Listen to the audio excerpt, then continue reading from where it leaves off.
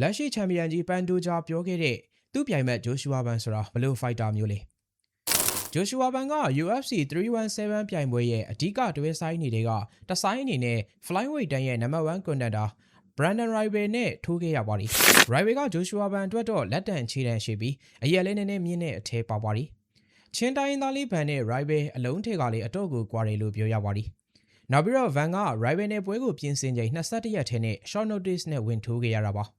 အမှန်တော့21ရက်လုံး Van အနေနဲ့ပြင်ဆင်ချိန်မရပါဘူး။ Bruno Silva ကိုအနိုင်ရခဲ့ပြီးတဲ့နောက်ပိုင်းဂျိုရှူဝါဘန်ဟာအနားယူချိန်များများဆဆမရပဲ Royval နဲ့ပွဲအတွက်လူစားဝင်ထိုးရတာဖြစ်လို့ဒီကောင်လေးရဲ့အသေးကောင်းလို့ပွဲတောင်းကျန်းတာကတော့မြန်မာပြည်ပွားချင်းတိုင်းသားပြည်အထူးတလဲရှင်းပြနေစရာတော့လိုမယ်မထင်ပါဘူး။ပထမပွဲထိုးပြီးလို့ recovery လုပ်နေချိန်ဒီပွဲကိုလူစားဝင်ထိုးတာဖြစ်ပြီးပွဲအတွက်ပြင်ဆင်တာနဲ့စစ်ဝိတ်ချိန်သတင်းစာရှင်းလင်းပွဲကိစ္စတွေနဲ့ဂျိုရှူဝါဘန်ရဲ့လေ့ကျင့်ချိန်ဟာများများဆဆရလို့မရှိခဲ့ပါဘူး။နောက်ပြီး Volkanovski လို့ UFC featherweight တန်းရဲ့ချန်ပီယံတယောက်အနေနဲ့တော့ပြင်ဆင်ချိန်သိမ့်မရပဲလူစားဝင်ထိုးတဲ့ဂျိုရှူဝါဘန်ရဲ့တက်တီကို short မတွက်ခဲ့ပဲဗန်မဲနိုင်ရမယ်လို့ထင်တယ်လို့ပြောခဲ့တာလည်းဖြစ်ပါတယ်။နောက်ပြီးကဘာအနှံ့မှာဂျိုရှူဝါဘန်ရဲ့ပရိသတ်တွေကကြိတ်တိုးများပြားလာသလိုတန်း60သောမြန်မာပြည်သူလူထုရဲ့အားပေးမှုကလည်းဆိုရှယ်မီဒီယာထက်မှာတော်တော်ကိုမှဝက်ကွဲပေါက်ခဲ့တဲ့အထိပါပဲ။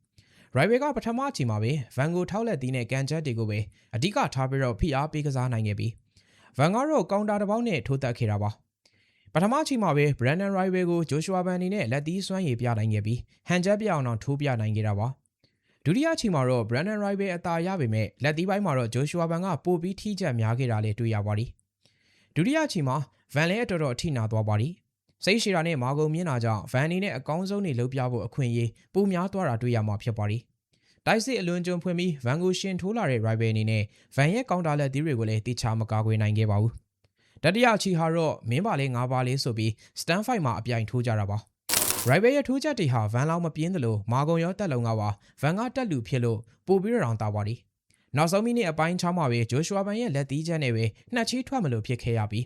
Brandon Royval တယောက်ကန်ကောင်းတာကအချိန်ကစေ့သွားလို့တက်တာရသွားခဲ့တာပါ။အဲ့ဒီလိုနဲ့အမှတ်အဆုံးဖြတ်မှာပဲ Flyweight တန်းအဆင့်1 Brandon Royval ကိုအနိုင်ယူပြီးပန်ဒိုဂျာကိုတရားဝင်ချန်ပီယံခပတ်စိန်ခေါ်ခွင့်ရရှိသွားခဲ့တာပါ။ Van ဟာသူ့ပွဲပြီးမှပန်ဒိုဂျာရဲ့ပွဲကိုစောင့်ကြည့်ခဲ့ပြီးပန်ဒိုဂျာကိုတန်စကားထဲမှာပါချန်ပီယံခပတ်တရားဝင်စိန်ခေါ်ခွင့်ရခဲ့ပြီး face off ပါလုပ်ခွင့်ရခဲ့တာဖြစ်ပါတယ်။အဲဒီနောက်ပန်ဒိုဂျာဘက်ကရွက်ပုံးသီးတက်လူဖိုက်တာလေးဂျိုရှူဝါဘန်ကိုအရန်ကမှဟမ်ဘဲဖြစ်တဲ့ကောင်းလေးလိုလည်းချီးကျူးခဲ့ပါသေးတယ်။နောက်ပြီးပန်ဒိုဂျာပြောခဲ့တာကကျွန်တော်အသက်23ဆိုတဲ့အရွယ်တုန်းကစားတောက်ဆိုင်တစ်ဆိုင်မှာပကံစည်းတဲ့အလုပ်ကိုလုပ်ခဲ့ရတာဖြစ်ပါတယ်။ဂျိုရှူဝါဘန်ကအခုဆိုကျွန်တော်နဲ့ UFC Flyweight တန်းရဲ့ချန်ပီယံခပတ်လူပွဲတော်ထိုးခွင့်ရပါတော့မယ်။ဟုတ်ပါတယ်။ဒီစကားကိုဗန်ရဲ့ပြိုင်ဘက်လက်ရှိ